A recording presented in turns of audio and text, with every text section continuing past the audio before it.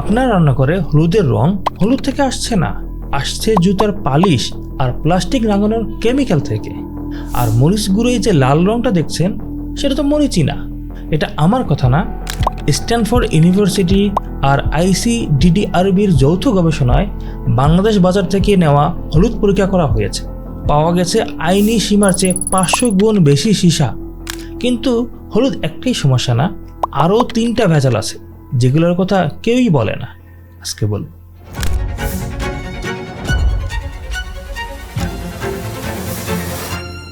4টা ভেজাল একে একে বলছি। প্রথমটা হলুদে সীসাযুক্ত রাসায়নিক রং।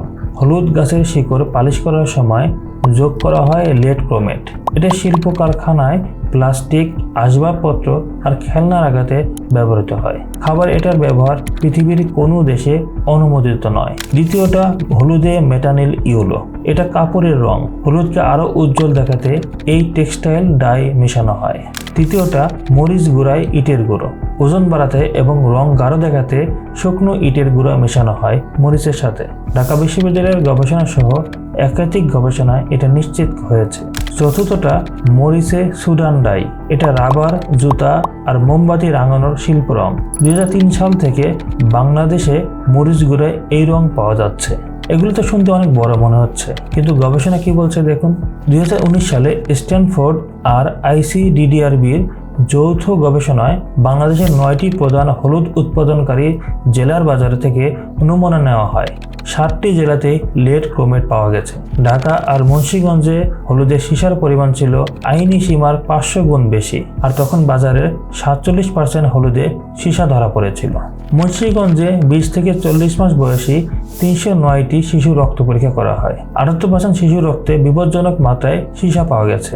Harvard school of public health এর এই গবেষণায় বলা হয়েছে হলুদ ছিল এই সীসার অন্যতম প্রধান উৎস। ইউনিসেফ আর পিওর আর্থের 2020 সালের রিপোর্টে বলা হয়েছে বাংলাদেশের 3,55,00,000 শিশু বিপজ্জনক মাত্রায় সীসার সংস্পর্শে আছে। মরিচের সুডান ডাই নিয়ে গবেষণা বলছে এটি একটি জেনোটক্সিক কার্টিনোজেন, মানে এটা সরাসরি ডিএনএতে আঘাত করে। ইউরোপীয় ইউনিয়ন FDA পৃথিবীর কোনো দেশের খাবারেই এই রং ব্যবহারের অনুমতি নেই। নিয়মিত খেলে লিভারে টিউমার হওয়ার প্রমাণ পাওয়া গেছে। তো এই 4টা ভেজাল একসাথে আপনার শরীরে কি করছে? লেড ক্রোমেট সরাসরি মস্তিষ্ক ও স্নায়ুতন্ত্র ক্ষতিগ্রস্ত করছে। মেটানিল ইউলো লিভার ও কিডনির উপর বিষক্রিয়া ঘটাচ্ছে। ইটের গুঁড়ো পেটের ভেতর ধীরে ধীরে ক্ষত তৈরি করছে। সুডান ডাই ডিএনএ ভাঙছে, ক্যান্সারের ঝুঁকি বাড়াচ্ছে। তাৎক্ষণিক কিছু বোঝা যায় না, সেটাই সবচেয়ে বড় বিপদ। ওয়ার্ল্ড ব্যাংক বলছে সীসার কারণে বাংলাদেশের শিশুরা ইতিমধ্যে 2 কোটি IQ পয়েন্ট হারিয়েছে। ক্যান্সার ধরা পড়ে যখন অনেক দেরি হয়ে গেছে। এখন প্রশ্ন হলো, তাহলে হলুদ মরিচ খাবো কি করে? সম্পূর্ণ সমাধান এক ভিডিওতে বলা সম্ভব না, কিন্তু এখনই 2টা কাজ করতে পারেন। 1, গোটা হলুদ বা শুকনো মরিচ কিনুন, বাসায় বেটে নিন বা ব্লেন্ডার করুন, বা নিচে মিলেজে ভাঙিয়ে আনুন। গবেষণায় দেখা গেছে পুরো হলুদ শিকড়ে লেড ক্রোমেটের পরিমাণ গুঁড়া হলুদের চেয়ে উল্লেখযোগ্যভাবে কম, কারণ ভেজাল মেশানো হয় মূলত পালিশ আর গুঁড়া করার সময়। 2, প্যাকেটজাত মশলা কেনার সময় BSTA সার্টিফিকেশন আছে কিনা দেখুন।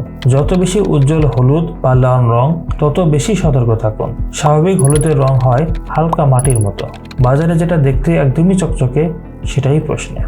ঠিক আছে, হলুদ আর মরিচ তো বাদ দিলেন, এখন ভাবছেন রান্না করবেন সয়াবিন তেলে। তেল তো নিরাপদ, জানেন না? পরের ভিডিওতে সয়াবিন তেল নিয়ে কথা বলবো। আপনি কি জানেন প্রতিদিন যে সয়াবিন তেলে রান্না হচ্ছে সেটা আপনার হরমোন সিস্টেম ভাঙছে? জানতে চাইলে পরের ভিডিওতে দেখা হবে। ভালো থাকুন, সুস্থ থাকুন, নিরাপদ খাদ্যাভ্যাস গড়ে তুলুন।